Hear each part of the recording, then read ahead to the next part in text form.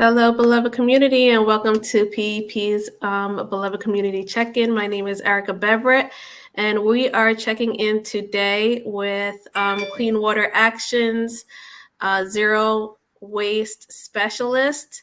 And we've got a lot to learn about really being mindful about our community, how we're, taking care of waste, how we are I'm getting some feedback here.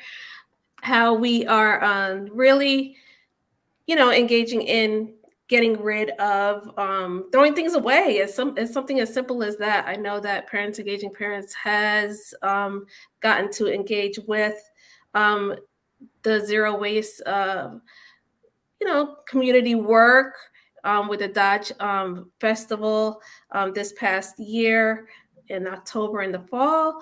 So we're definitely excited to hear more about the work that Clean Water Action is doing. And of course, Parents Engaging Parents' mission is to promote civic awareness and proactive community action based on the interests of parents and community leaders. So hello, Mr. Frazier. How are you today? I'm well, and yourself? Definitely. I'm well. Glad you were sharing about the partnership with the Clean Water Action and just some of the work that we're doing. I know you and Terrence Bankston are leading our initiative out in Passaic County. Can you talk a little more about it before we bring in our guest? Yeah, so we are partnering with Clean Water Action to spread the word and engage the community about, in Passaic County specifically, about the lead water replacement line that is happening throughout throughout a few of the cities, right? And so we're looking for environmental justice ambassadors to commit their time to do some of this work, and that involves door-to-door and phone canvassing, engagement in EJ workshops and actions, engagement in civic and statewide events, and community outreach. So if you are interested, please go ahead, scan this code. You can reach out to myself at ericab@pepnj.org, or Kim Gaddy, Gaddy at cleanwater.org, and would be happy to let you know how you can become involved in this action that we're doing. I thank you for that, Erica, because it's just important that we continue to share our collaborations, our community, and our partnerships with organizations like Clean Water Action. Over 50 years of doing this work across the nation, and being able to work with Amy and her team has just been great to really be able to tap into our parents when we talk about the social justice aspect of environmental justice and the harm that the air and waste and just the pollutions are having in our communities. So to have the team, Amy's team, available for us to be able to continue to engage on the things that can help safeguard our babies. You already know in our urban communities, 1 out of 4 children have asthma based on some of these conditions. So to have Ms. Young and just Amy's team to be readily available to share this information is so important, as well as bringing opportunities for clean jobs. We want to make sure that's understood. Clean jobs are out there, and we want to make sure our parents and our communities are tapped into this information. So we thank you for bringing this presentation today with Ms. Young. So I'll go back into behind the scenes, but definitely wanted to just welcome everybody that's listening, everybody that's joining, to be abreast that Parents Engaging Parent continues to bring resources, intangible and tangible, to you as we continue to make sure our beloved community is tapped in. So thank you, Erica, and keep up the great work. Thank you. And I also wanted to bring in Brielle, who actually was a part of our team that went out with Friends of the Earth, who is another EJ organization, and Terrence Bankston had introduced us to, and we got to participate in their national public health lobby week this past weekend. So I just wanted to tap in and ask you, Bree, what was your experience like? It was actually a really good experience from the time we got there until we left. FOE, Friends of the Earth, was just an amazing host. We got to lobby for our the SIT Hey, Bray, initiative. what's going on, Bray? How you doing? Hey, Listen, Bruce. I know we know you and we love you, but the people don't all know you. Could you give a little introduction of who you are, where you representing? You know, just let the people know where you tapping in from, and just bring that energy of community that you and your mom continuously bring. So definitely, just let the people know who you are, mom. Hi. Yes, I'm Bria West. Everybody calls me Bree. I'm here in East Orange, New Jersey, where me and my mother, Elise West, we focus on food security in not just Essex County, but anywhere we are invited to. Oh, we're also part of Parents Engaging Parents. Oh, we don't want to forget that, right? But no, definitely, definitely, and thank you for that because you guys' work has been continuously uplifting and motivating for parents, engaging parents. So we're thankful to be a part of your team and the grassroots initiative that we spearheaded with you guys' leadership and support.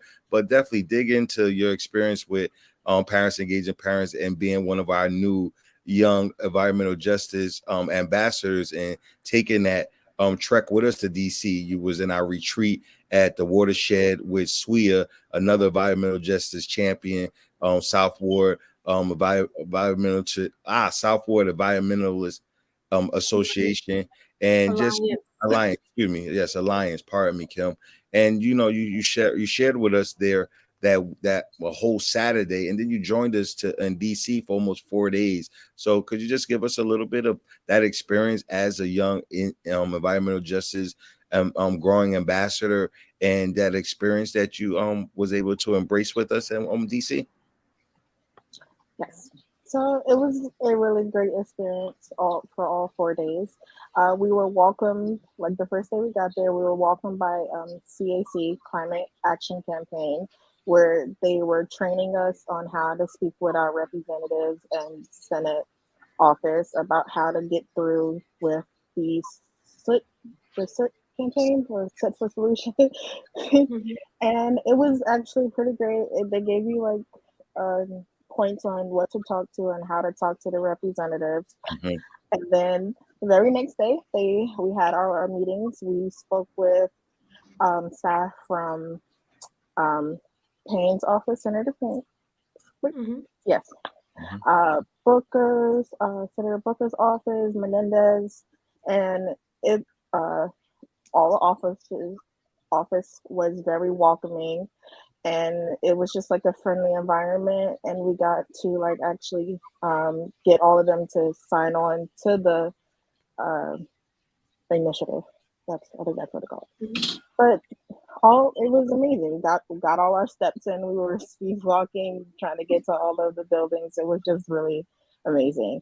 And Terrence from Friends of the Earth was just great and like showing the ropes and just talking, and it was just amazing. Thank you, thank you, thank you. How was your and just one last question. You actually was a part of not just being there in body, but you asked, some questions and shared some information. What was that experience like talking to the legislators, aides, and just that environment being there? I'm sure that was your first time, correct? Yes, that was my first time, and they were really welcoming and willing to listen to what we had to say, and was offering if we needed help with trying to do things in our communities. They were very incent- uh, incentive, or I forgot. Well, no. Well, thank you though, definitely, and we want to just continue to highlight, you know, these type of opportunities opens the door for yourself, me, Erica, and so many more to bring back this energy, this atmosphere back into our communities and be able to push the needle locally where we're at. So thank you for joining us on that advocacy mission to, spread light and awareness to the needs in our communities but also the willingness to go back to your community and help share and spread that light, because that's what we have to do. We have to do it locally, because that's where it starts at as we get to those higher levels of engagement. So thank you so much. So Eric, I know you have a guest tonight that's going to definitely, enlighten us on a lot of the things that are surrounding environmental justice work and atmospheres of how we can be safer and also mindful. So thank you again, Bree, for coming through. We look forward to some more of your journeys. We might call it the Bree journeys. You come in and share some of your exciting work, because I know you're doing so much with the food initiatives that you and your moms do. So when you'll come back and share a little more about that. And congratulations for being honored by the city of East Orange on your work that you've done as a young Thank leader. you.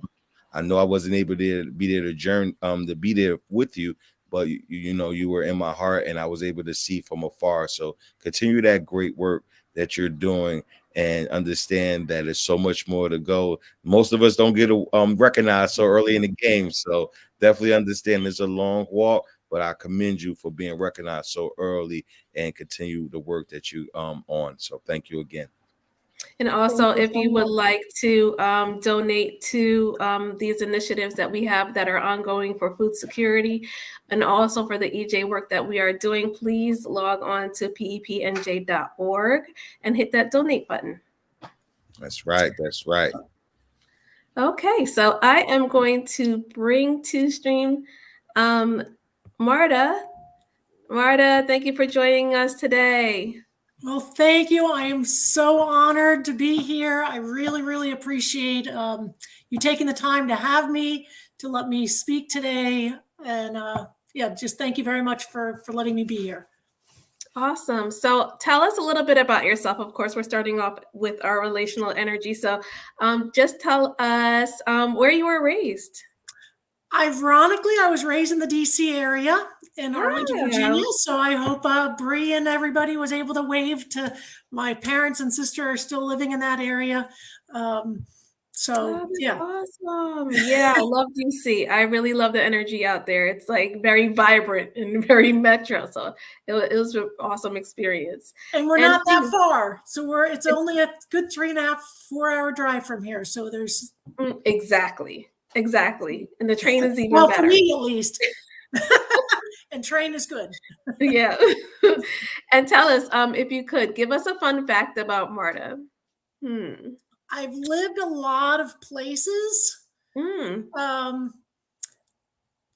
I've lived on the Navajo Indian Reservation out in Arizona. I've lived in rural and suburban Ohio. I've lived in Puerto Rico. Beautiful. And that's been a exciting experience, just to see the world a little bit closer when you get to live with different kinds of people in different places. You get to really understand people in a you get to see their passions, understand their passions and their challenges. So that's I love that. Yeah, that's a great way to live and to think about things. Okay, so let me do this. Who or what influenced you to do this environmental justice work? That's a good question. I don't know if it's growing up in the DC area and seeing a lot that I saw. There were a lot of injustices that I saw, both from a humanitarian sort as well as from an environmental sort. I was a geology major in college, and from that, it really kind of helped solidify that I wanted to go into the environmental work. So I've both been an educator and as a high school teacher. That allowed me to kind of bebop around doing that, as well as working for a big environmental engineering firm as a geologist. I got to really kind of see from a science standpoint some of the loopholes and in the ways, in other ways, and you know, it's brought me to Clean Water Action, and I think it's allowed me to kind of, from living in different places and seeing different people as a teacher, and then as an environmental geologist, doing a lot of remedial cleanup. You know, I lived with the Navajos, and there were uranium mines, and people didn't know what they were, and because nobody told them. And then I had to do a uranium cleanup when I was, you know, working as a scientist, as a geologist. So I think I've seen some of the, again, I don't know any other way than loopholes or injustices that can happen. Yeah, well, it's admirable that you came to this side, even after seeing, the injustices on the other side. So, Well, we that's appreciate fun because we can all make a difference. Absolutely. Absolutely. It starts with us. It does. Okay. So tell me a little bit about your work, and I'm going to go ahead and add your slides to the stream. And tell me a little bit about your work. Well, I see here you are educator, geologist, mother volunteer, and you are Clean Water Action. Yeah. So the volunteers, I kind of talked about it. I was a high school teacher, math and science. I was an environmental geologist. I married with 2 teenage kids, and I volunteer a lot. I feel like I need to talk to Bree offline at some point because it sounds like she does some absolutely amazing work. I love cooking. Cooked for my church youth group, but I also volunteer for a local soup kitchen. And I'm also very involved with a school and an orphanage in the Dominican Republic, providing books and gifts and Christmas and food and school supplies to about 500 kids in 2 different schools. Wow. Lady, you do it all. No, there's a lot more to be done. And you're a good example of that. All right. So we're going to go ahead and talk about what your life is like as a zero waste organizer. Well, thank you. I'm going to actually start with the first slide here then. So, I have been with Clean Water Action now since January. So I'm new, but it's a fabulous organization. And I think, as you mentioned earlier, we're actually looking to hire someone. So it would be wonderful if there's someone listening, or if someone knows someone who knows someone, please look us up, because I'm sure you would be, we would love to have, we need one more person, and it'd be great if it were you, whoever you are. But I'm here today to talk about, first off, we all need to thank ourselves for everything that we are already doing. And that's, sometimes people forget about the good work that we are all each doing. We take it for granted.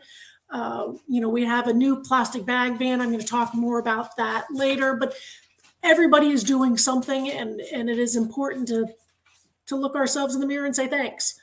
There's more that can be done, and I'm going to talk about that. And I'm also going to talk about how we can all save money and do things that help ourselves as well as help Mother Earth and the planet and our community and our environment very easily. And it should be a win-win situation. And I'm also going to talk about, not only how we can each as an individual get involved and make a difference, but, Clean Water Action with everybody's help. And, I'm going to talk about what Clean Water Action specifically is also doing. Okay. So, again, the bag ban has been almost a full year now that it's been in place.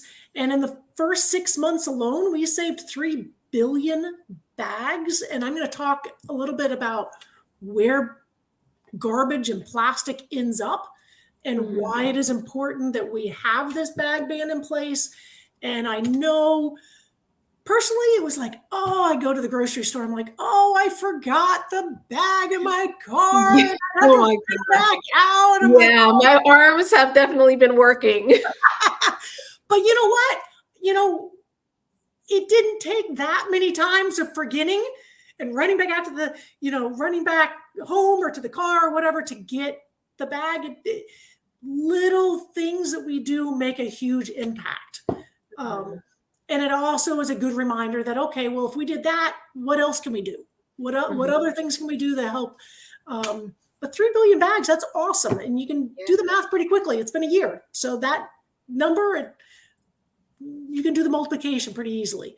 And how moving forward, that makes such a big difference. Along those same lines, we all know reduce, reuse, recycle. And the products we pick make a difference. Not only should we maybe all try to reduce what we buy, it's cheaper to not actually, if you don't actually need something, to not buy it. But then when we do, are there products that are a better choice? Sometimes it's the same product, just wrapped differently. I have 3 pictures of eggs up here because you can buy eggs in a styrofoam container. Styrofoam, there's nothing good about styrofoam. It's polluting to make it. It can't get recycled really. It will end up in a landfill, burned, incinerated in communities that shouldn't bear the burden of where the incinerators are. Could end up in the ocean. The plastic is the same way. Or you could pick the eggs that are in the paper that is much more compostable, that's much more, it was healthier to make and it will be better for the environment to use. Instead of using water bottles, there's, use reusable cups. Again, it will be cheaper in the long run. And I'm going to talk about how the water that you can get from your tap, let alone from a filter, is going to be actually better for you for the most part than bottled water. There's a lot of problems with bottled water.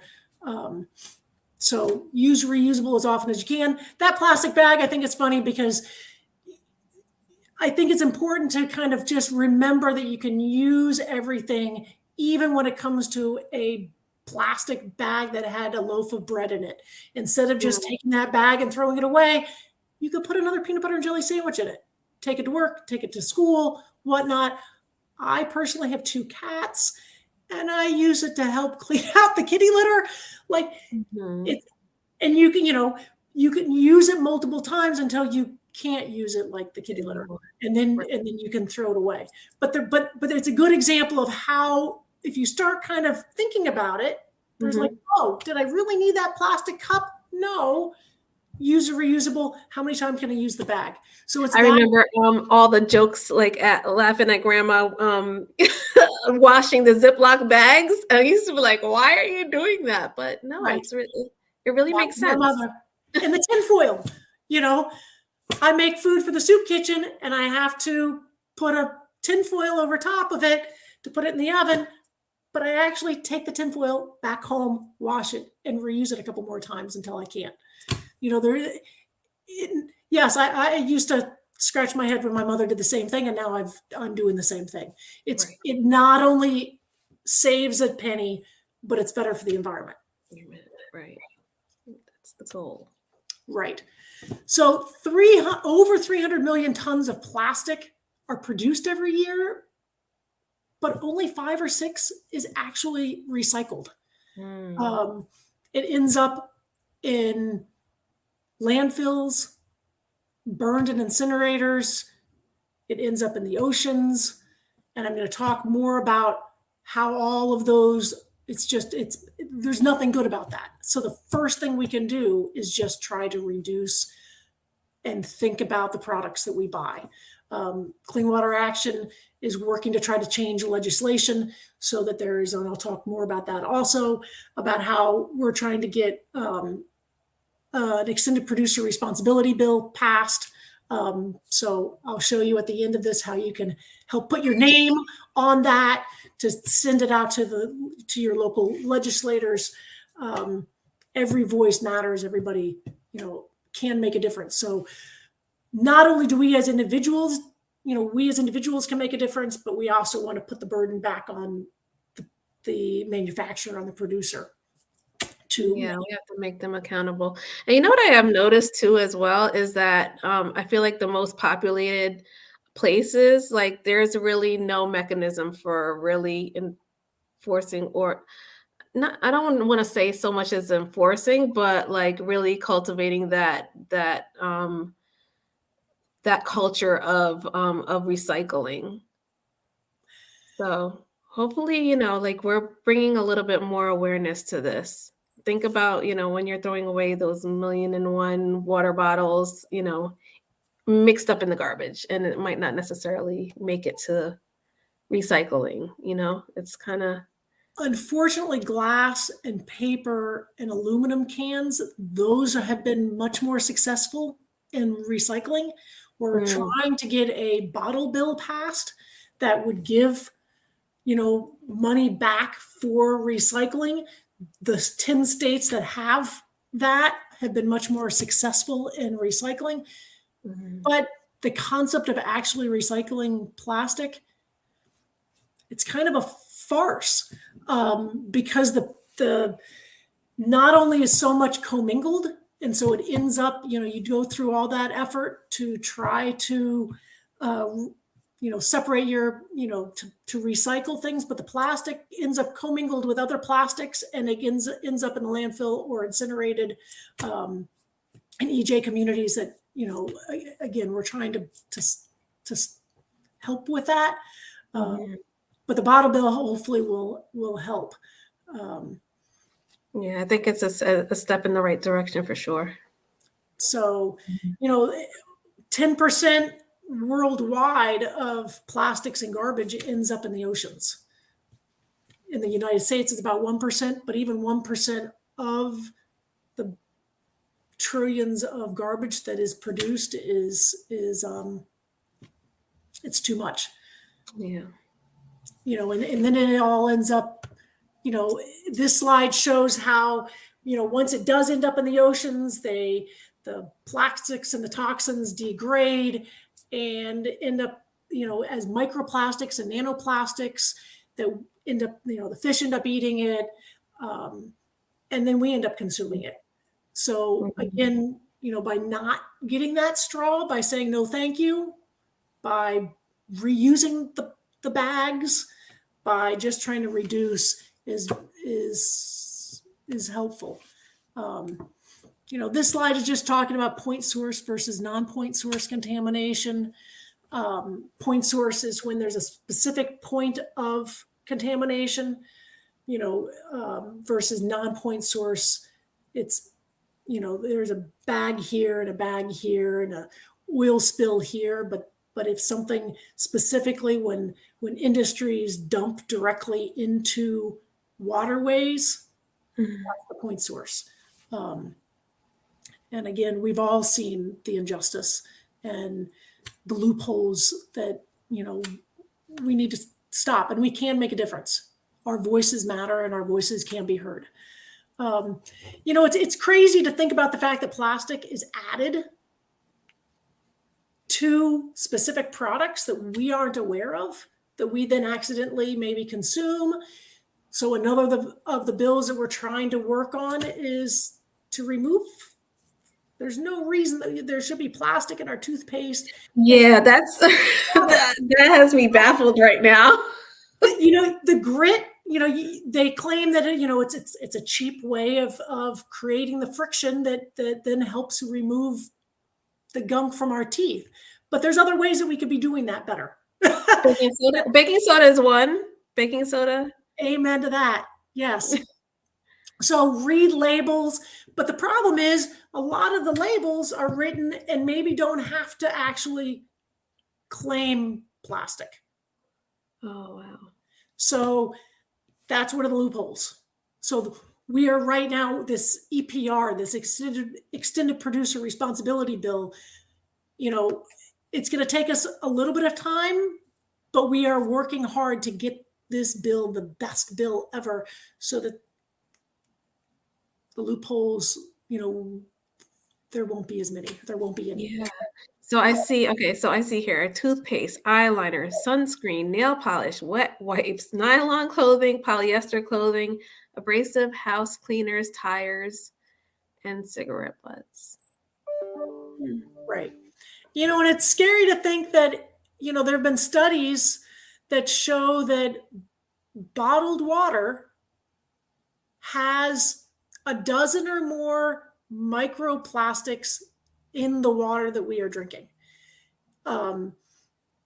There's different kinds of plastic that make the plastic and make up the bottle versus the lid. Mhm. But they degrade.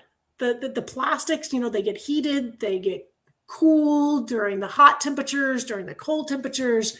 The expansion and contraction create leaching of the plastics that then get into the drinking water. Yet another reason, stop, I understand why at times it might be necessary. Mhm. But, Yeah. a reusable is the way to go. They are much healthier. This just talks about, number one and number two kind of plastics, what they are.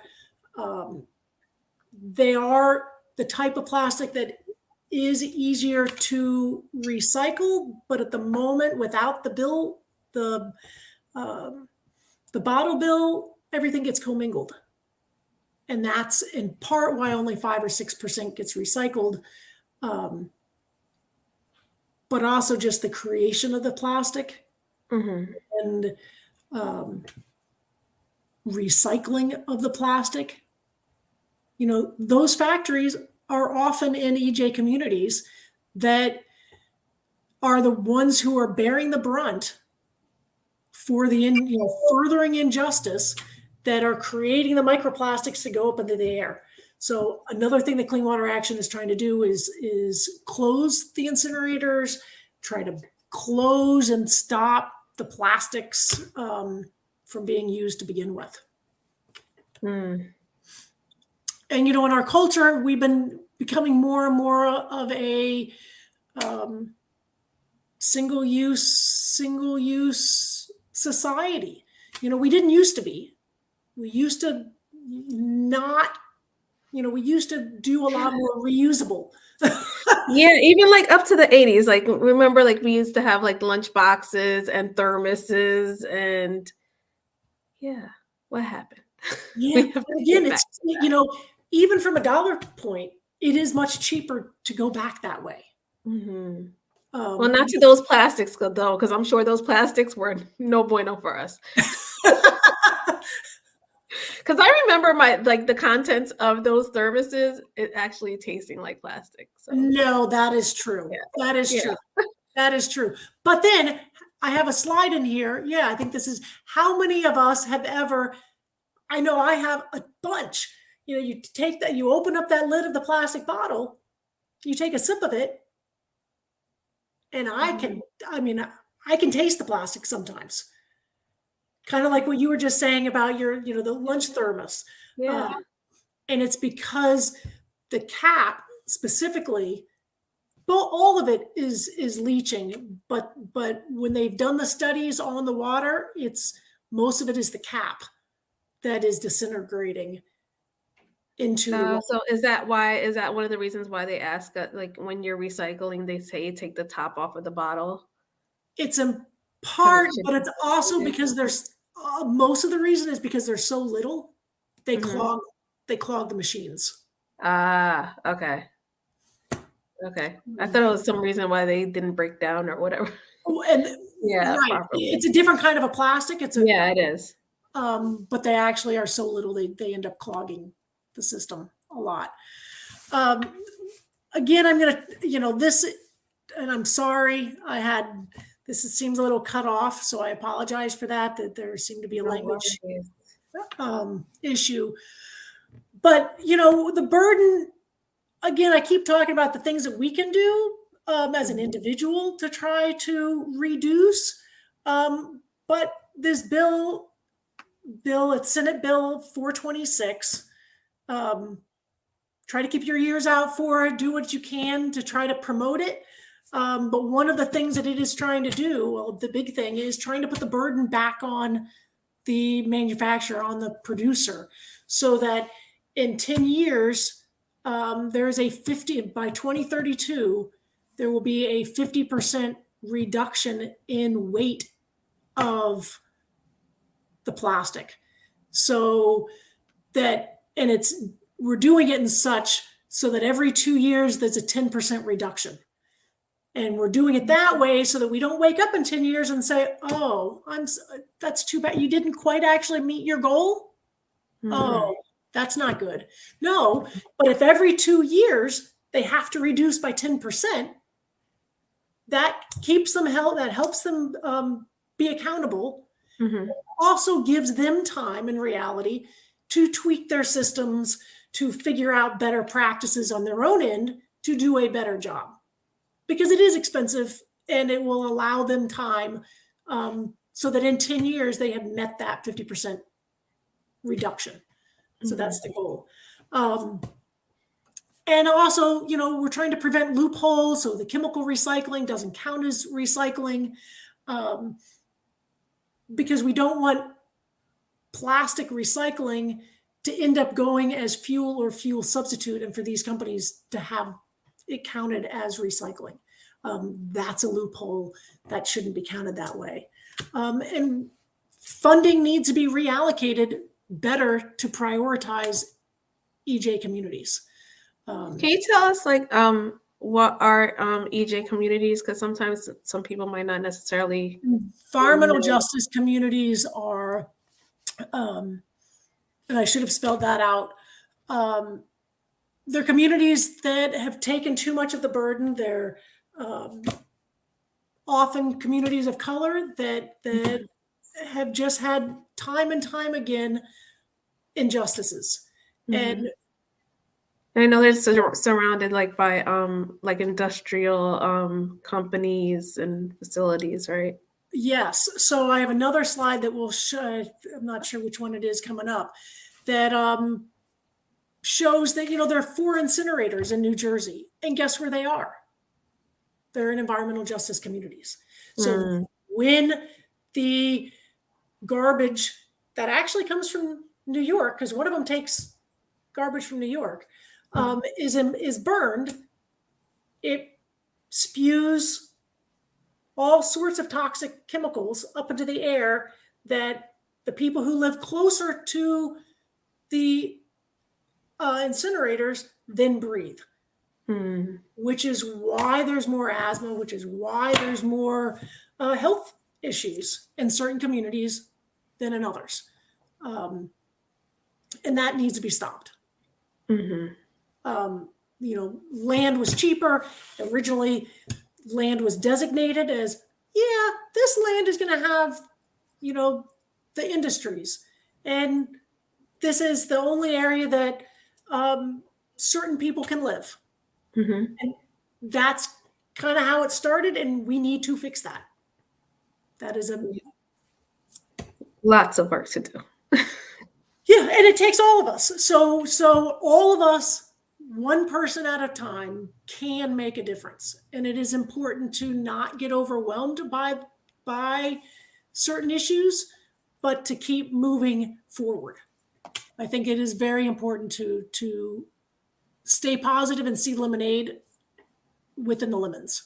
Mm-hmm. This slide is a little outdated because it shows how, most of our plastics and our garbage are going to landfills. A lot of it is going to incinerators that are burning, but only 5 or 6% is actually getting recycled for plastic. And this is, the tragedy of the industry spewing from their smokestacks and from incinerators. The tiny microparticles that are going up in the air that people are breathing that need to be closed the companies need to be held responsible. Environmental justice communities should not bear the burden of this.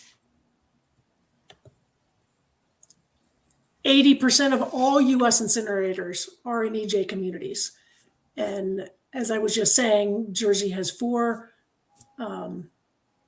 Newark, Camden, Rahway are owned by one company, and the 4th is Westville, which is, owned outside of the state. Again, recycling has been successful, but for paper, metal, and glass, not for plastic. So when you see plastic, think, ooh, is there something else I could be buying? Is there something else, that I can do to prevent that? But unfortunately, in our world, so much has plastic. And that is why we're doing this EPR bill 426 to keep the producer responsible to help them reduce that packaging, because 70% of there's a huge portion of plastic that is in packaging. There are 9 landfills in New Jersey. They create bad odor, as we know, but also methane gas that produces greenhouse. Yeah, but I think I want to say there's a landfill not too far. I think in Mount Holly. I think they shut it down though. I don't think they utilize it anymore. But I know, like, coming down 295, I think there's probably an incinerator around there because it smells like straight garbage in the summertime, and even like in the winter sometimes you can just smell it. It's just like really bad. So yeah, we need to stop them. We need to close them down. And and that reminds me about composting. Some of the methane gas is from our food waste. So, if you have a backyard, maybe you can compost. Maybe there's a local in your community, a local compost, or simply just, I know there are times when we all open up our fridge and there's nothing in it, and there's other times when we end up throwing away stuff that maybe we could have eaten. So, trying to reduce is the best way that we can.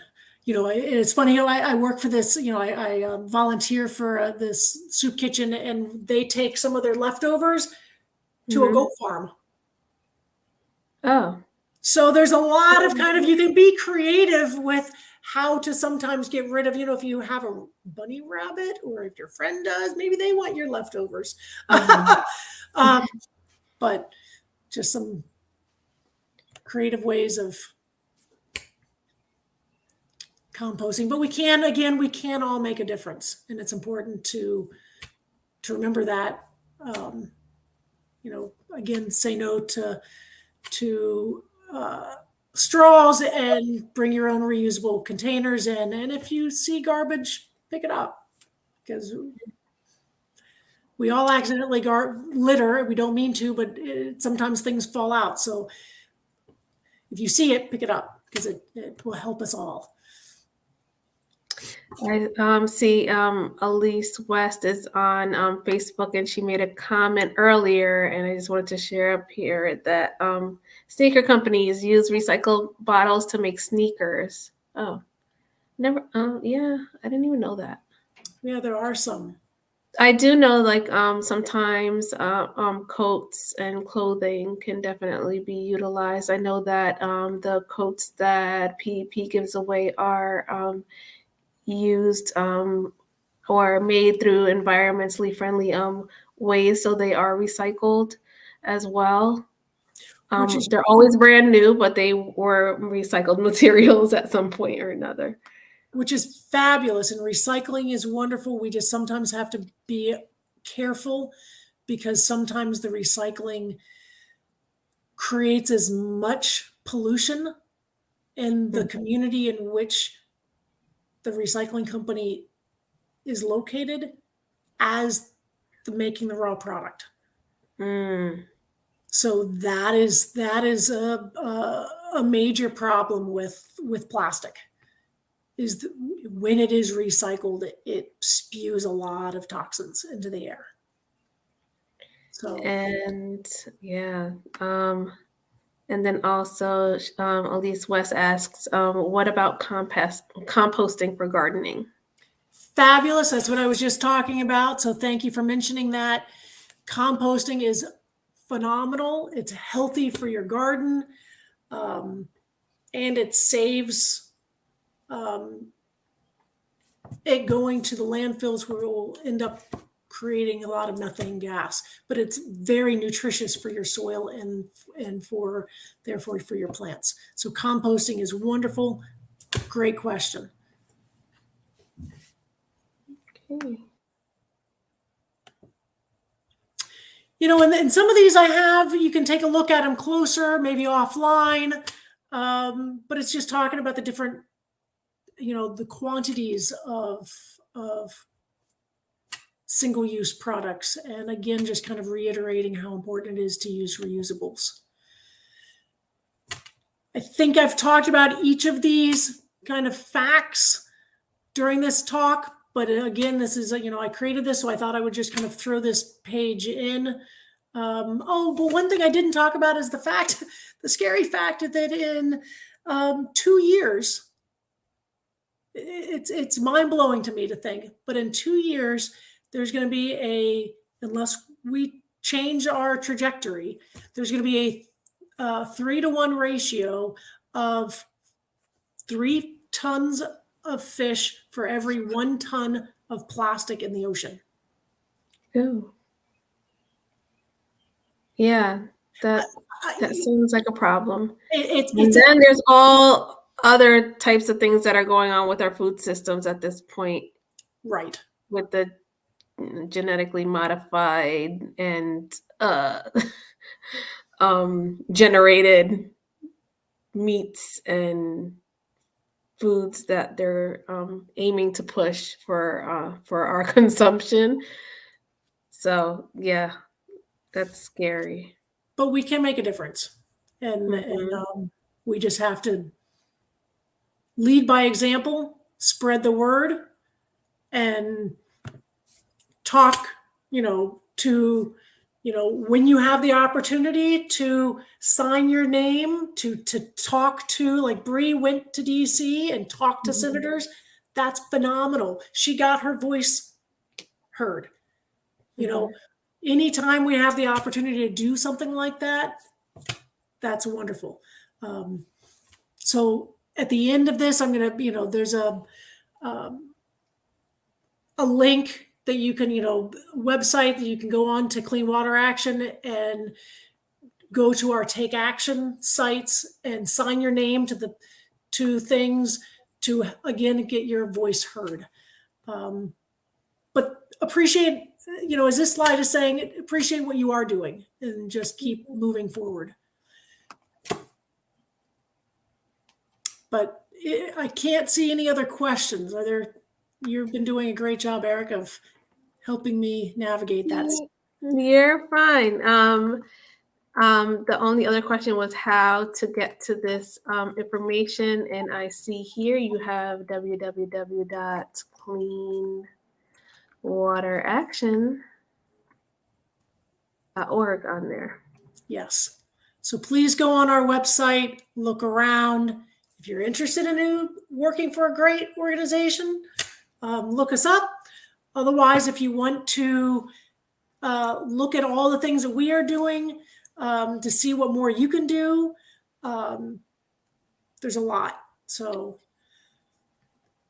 again, thank you very much.